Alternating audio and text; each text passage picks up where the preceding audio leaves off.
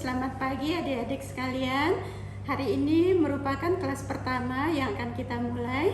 Jadi sebelumnya tentunya saya akan memperkenalkan diri dulu ya, bahwa saya adalah Dr. Fidalia. Jadi salah satu pemberi materi pada blog ini ya. Jadi dan adik-adik sekalian tentunya mungkin ada yang sudah mengenal atau ada yang belum.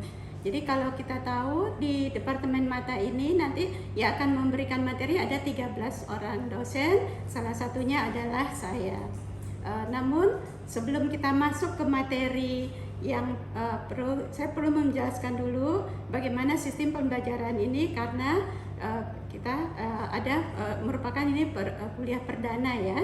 Jadi ya baiklah, bahwa sistem di Fakultas Kedokteran ini agak sedikit berbeda ya dibandingkan dengan fakultas lainnya, di mana di Fakultas Kedokteran ini menggunakan sistem blok. Jadi ada beberapa blok yang akan adik-adik libatkan. Salah satunya adalah blok sensori ini, yaitu atau dulu disebut blok indera ya, itu salah satunya adalah mata. Selain tentunya ada bagian THT ya, ada bagian neurologi anak misalnya, dulu juga neurologi dewasa begitu ya.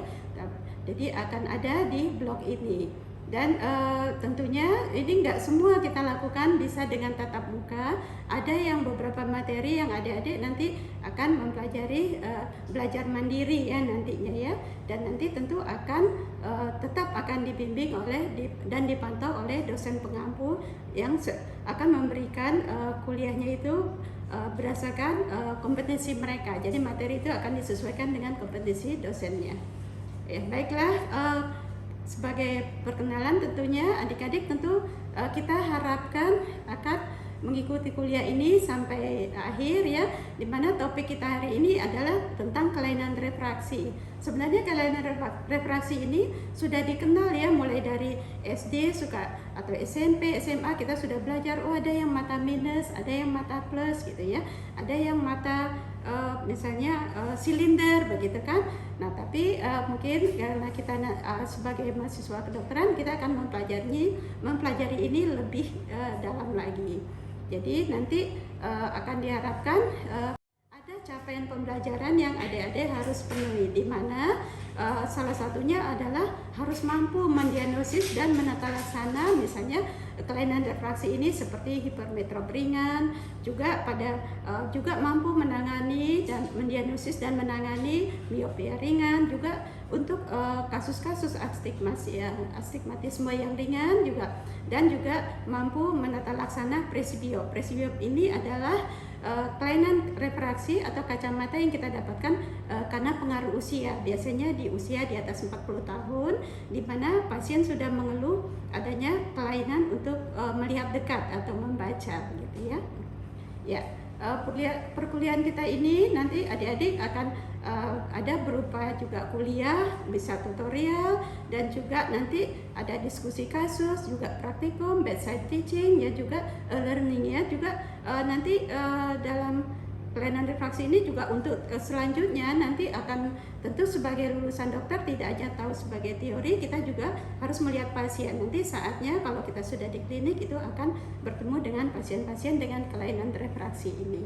Dan untuk nanti penilaiannya tentu akan ada, tentu dari kuis yang diadakan atau misalnya OSCE, ujian ya, dan evaluasi teori dan keterampilan. Itu nanti akan merupakan tahap-tahap yang ada lalui untuk mendapatkan apakah dalam materi ini atau dalam blok ini adik-adik akan lulus atau mungkin dengan nilai yang bisa tergantung yang pencapaiannya tentunya. Dalam 1 minggu ini akan terdapat minimal 2 kali kuliah tatap muka selama 50 menit, dan nanti ada saatnya belajar kelompok selama 2 kali dalam seminggu, yaitu selama 60 menit. Dan untuk ini tentunya kita tentu mengharapkan kehadirannya penuh 100% ya. Tapi karena mungkin adik-adik sakit, ada yang berhalangan, ya mudah-mudahan tidak ya.